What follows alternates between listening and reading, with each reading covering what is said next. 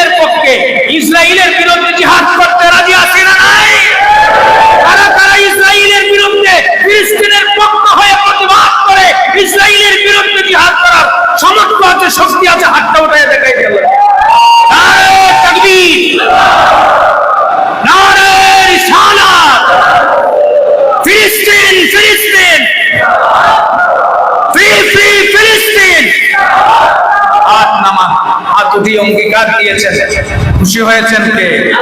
আল্লাহ। একটা দাওয়াত দিব, যদি ভিতরে ঈমান থাকে, যদি ভিতরে ঈমান থাকে, নবীর প্রতি ভালোবাসা থাকে, আপনার ফিলিস্তিনের গাজার অসহায় মুসলমান ভাই বোনদের জন্য, এই ছোট ছোট বাচ্চাদের জন্য যদি বিন্দু পরিমাণ মায়া আপনার ভিতরে থাকে, তাহলে আমার এই দাওয়াত অবশ্যই আপনি গ্রহণ করবেন যে আমি ফিলিস্তিনের মুসলমানদের ভালোবাসায়, ফিলিস্তিনদের নির্যাতিত মুসলমানদের দয়ায় আমি পুরো বিশ্ববাসীকে জানান দিতে চাই, ফিলিস্তিনে গিয়ে জিহাদ করার সামর্থ্য আমার নাই, কিন্তু বাংলার সোহরাওয়ার্দী উদ্যানে 26 তারিখ সকাল 9 ঘটিকার সময়, এই শনিবারের পরের শনিবার আগামী 26 এপ্রিল, এই সোহরাওয়ার্দী উদ্যানে আমরা একত্রিত হয়ে ওই ইসরায়েলের বিরুদ্ধে প্রতিবাদ করে পুরো বিশ্ববাসীকে জানিয়ে দিতে চাই বাংলার মুসলমান ফিলিস্তিনের পক্ষে এখনো আছে।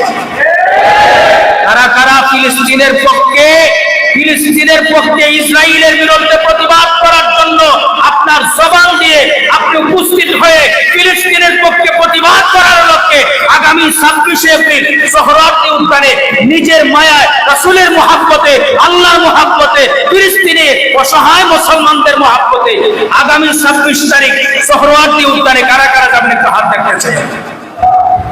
যারা ফিলিস্তিনের মুসলমানকে ভালোবাসে, নারে রিসালাত। ফিলিস্তিন, ফিলিস্তিন।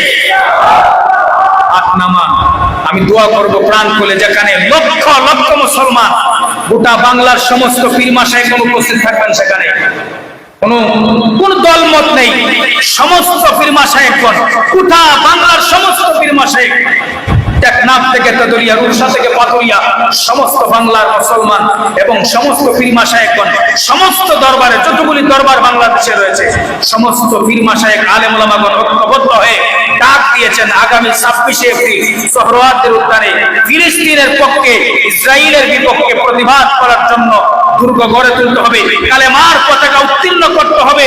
নারে তাকবীর, আল্লাহু আকবার, নারে রিসালাতের ধ্বনিকে ওই দিন আকাশ বাতাস মুখরিত করে দিতে হবে।